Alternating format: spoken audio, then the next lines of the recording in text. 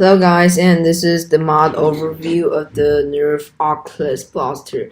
I admit it does not turn out very well, and as you can see here, there is some gothic style handwriting that I put on here by myself. Does not look perfect, of course, but I'm just gonna make this a sidearm that I use maybe in some wars, though I don't really go to wars very often. And this is one of my very early hybrid works. And recently I've not been uploading videos for like 3 weeks or even more. And the last video I uploaded isn't about like modding, so I've gone through a lot of stuff and I've been working on a lot of stuff in the meantime. But there's like the debate tournament and there's like the midterm test, which made it really busy for me, so I cannot upload those videos. So now I'm just recording this video, but it is actually way after the day that I built this blaster, maybe like 2 months or 1.5 months after. So I'm just going to make an overview, and maybe in the future I'll be just doing overviews of the blaster that I modified. So first of all, as you can see, this is a Nerf tag target blaster with a barrel. There's artifact breach in here. You can see here there's an artifact breach.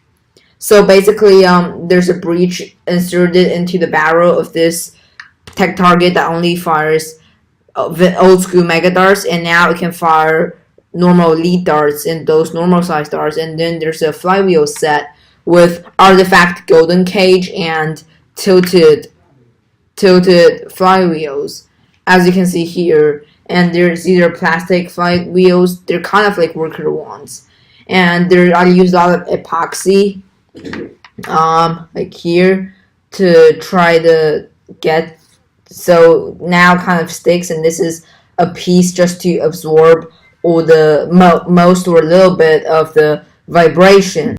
So there are also a lot of other places that we use the epoxy putty. We use this I built this blaster, previous version of this blaster. It's been through a war and a Nerf war, like a full-on Nerf war, and then it basically broke down that war.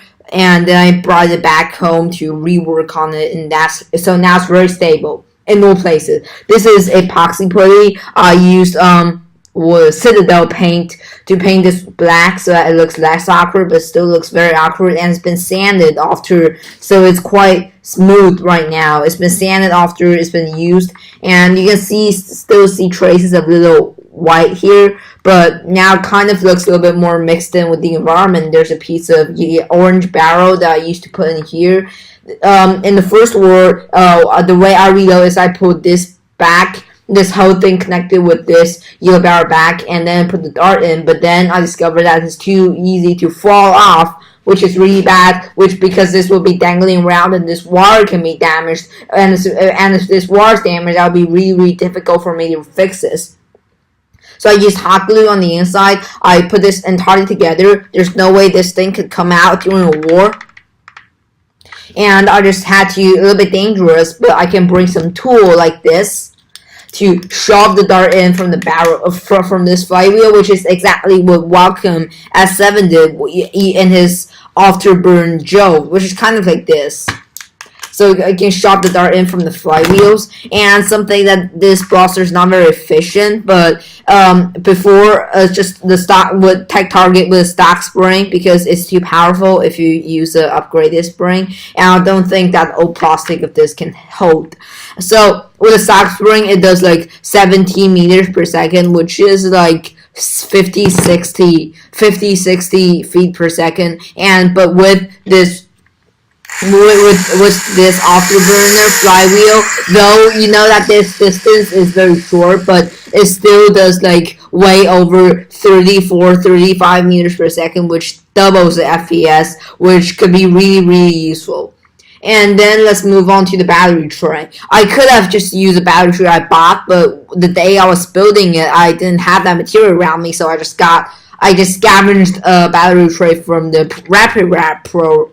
Rapid Red, and then I used some epoxy on all sides to secure this. Now it's extra hard now because it's been like 2 months after it's been built. I of course brushed it black, so it kind of doesn't look that bad, as you can see. not that bad. And the problem with this is that, you know, these two things, they used to stick into a part of the shelf, the rapid red, and therefore that's how they can be enforced there. So now I had to, like, these things can be easily ripped off when I need to change the batteries. And when I finish changing the batteries, I just use hot glue here to glue it on, because if it does not, the thing flips back a little because there's springs in it, and the electricity does not come out. And when I pull this micro switch, it does not rev. So now it's time to move on to talking about the micro switch. It's just an ordinary Omro micro switch, and it's 5 amp, which means that you can't use lipos on it, because if it just burns this itself when it's using lipos. So it's kind of sad. Now I've already bought like several 10 amps, which means I can use lipos on it. But when I was building it, this was the original 5 amp one. Very snappy response, kind of. But I'm using 4 lithium-ion batteries in the battery tray, and they're just refreshed, so I think it's kind of well. So now it's time to move on to an entire hydro dipping. It's kind of like a snake skin one, pretty good around this and sometime around here, but it's some around here, especially on the other side. It's quite awful. I mean, like, on this side, it's quite awful. You can see the stuff here. Obviously, it is not very good, so that's why I quit hydro dipping for a while, until, like, I can know what I'm doing, and it's kind of not very good for my health either. So I'm just going to do, like, those normal spray painting, because I think there's actually something really good that I can create with. There's kind of like those, I don't know, like electroplated style paints. It's not really electroplated, but it seems like it is, which is really interesting. So basically, that's all of it about this bolster. I'll do some cronies later. So that's it. Bye bye.